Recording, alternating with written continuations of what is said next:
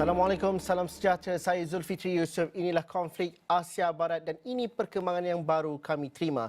Sekitar kurang setengah jam yang lalu, kenyataan dikeluarkan oleh pihak Iran di mana Selat Hormuz kini kembali kepada keadaan asal ataupun situasi sebelumnya dan berada di bawah kawalan ketat Angkatan Tentera Iran.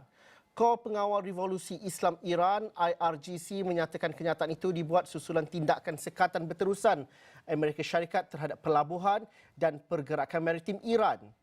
Dalam kenyataan yang dipetik oleh penyiaran Republik Islam Iran, IRGC menuduh Amerika Syarikat meneruskan tindakan yang disifatkan sebagai tindakan lanun dan rompakan maritim dengan alasan sekatan yang dikatakan tidak sah. IRGC menegaskan sebagai tindak balas, kawalan terhadap Selat Hormuz telah diperketatkan dan kini diurus sepenuhnya oleh pasukan tentera Iran. Menurut mereka, status tersebut akan kekal sehingga Amerika Syarikat memulihkan kebebasan pelayaran bagi kapal-kapal yang bergerak dari dan menuju ke Iran.